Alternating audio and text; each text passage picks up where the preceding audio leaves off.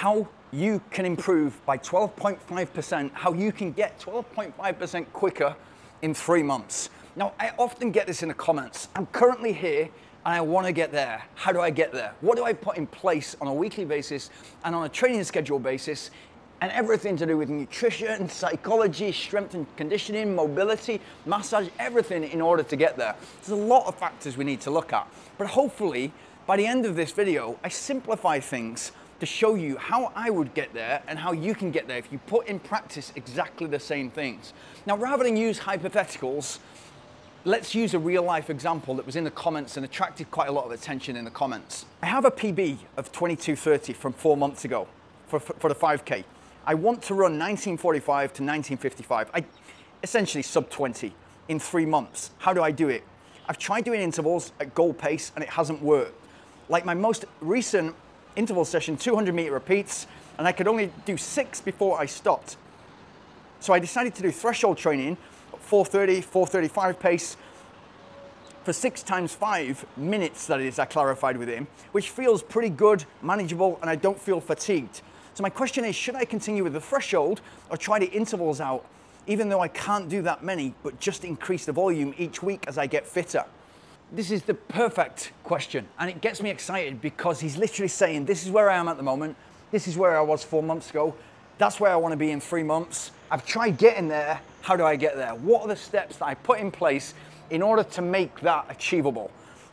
First up, we need to make sure, okay, 4 months ago you was in 22:30 shape for 5K. What have you been doing since? If you've been eating Chinese takeaways and drinking beer for the last 4 months, this is a different athlete to the guy that's working towards 20-minute PB for 5K. But what we see, and this is why the comments are sometimes difficult to answer, or the questions are sometimes difficult to answer, what we see that he can do 6 times 5 minutes at 4:30 pace, but he's struggling to do 6 times 200 meters at 4-minute pace. So we see that now he's pretty fit and he's probably in pretty much the same shape as he was 4 months ago when he ran that 5K PB. So it's a good starting point. And the fact that he's given himself 3 months, 12, 13 weeks in order to improve his 5K time, and when we quantify that, that's a 12.5% increase. Increase in speed, whether it's 22:30 to get sub 20 minutes, and if we look at on a kilometer basis, he's running 4:30 per kilometer and he wants to get comfortable at running under 4 minutes per kilometer. And that's what we need to focus on. We want to get that speed comfortable for him to be running at 4 minutes per kilometer and a little bit faster so he can dip under 20 minutes for 5K. So how do we do that? Right now, what he's made is a very efficient animal who can run 5K or 1 kilometer or 6 times 5 minutes at 4:30 per kilometer. He's very comfortable at that, to the point where he said, I'm not that fatigued, it's quite comfortable for me. That's exactly what we want to be hearing, and that's why he's then shifted to threshold, and it feels comfortable and we enjoy doing stuff that we know we can complete. What we really need, and immediately when you read that question, it's like, needs more raw speed. If you can do 6 times 5 minutes at 4:30, but can't hold 6 times 200 meters, 30 seconds quicker per kilometer, 4 minutes per kilometer, we need to do something with the speed. But how do we get there if it's currently not possible? So the way I would attack it is this. I would start with 12 times 1 minute. I say this a lot on this channel, but 12 times 1 minute with 60 seconds rest in between, and keep that 60 seconds as a constant. What we're going to do is we're going to see what we can currently hold for 12 times 1 minute. And that might be 4:15 per kilometer. I think if you can hold 4:30 per kilometer for 5 minutes, I think you should be towards 4 minutes. So it's literally a lack of efficiency at your body running at 4 minutes per kilometer. So we need to make it efficient at running at that pace. Now, if you can do 12 times 1 minute in 4 minutes per kilometer, or 4:10 or 4:15, as close as you possibly can, that's then your starting point. And that's what you start to move at. So you start to, okay, now we're going to do 15 times 1 minute, and then 18 times 1 minute, and then 20 times 1 minute, then 90 seconds reps, 13 times 90 seconds, then 12 times 2 minutes, or 10 times 2 minutes. So we're using the overall volume of what he's trying to attack, 20 minutes, but we're getting him used to gradually running faster. And it's still within him. So when we're looking at the heart rate and what it's doing in between reps, when it's recovering, it's looking like the graph that we're trying to achieve, and the graph that he previously would have had for his 4:30 per kilometer to hit 22:30. And that's what we're trying to achieve. And if that looks like for the first 5-6 weeks, he gets to a point where he chops this in half and goes, okay, I've got 3 months. For the first 6 weeks, I'm going to become 4 minutes 15 guy. I'm going to become, what is this, 21:15 for the 5K. That's the person that I'm going to become. And then at 5 to 6 weeks, when we've hit that and we're pretty comfortable and we may be doing something like 4 times 5 minutes, or even more than that, even 7-minute intervals or 10-minute intervals, because it will feel comfortable pretty quickly if we can already do 6 times 5 minutes. So you will shock yourself.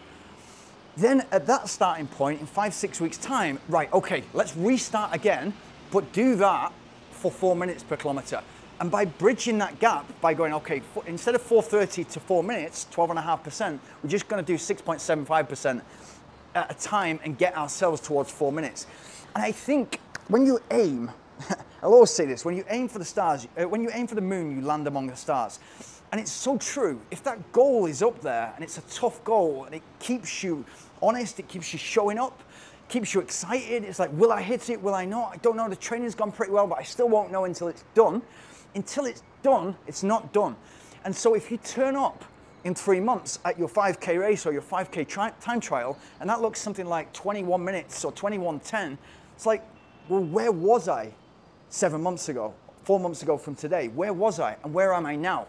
Does that make me excited? I think so. Of course, if we run sub 20, and we're like, right, okay, 3 months training, 12.5% faster, what am I gonna go for now? It's not always gonna look like that. You're not gonna improve 12.5% faster every 3 months, but it starts to get us excited about running. It's like, fantastic, I love running again.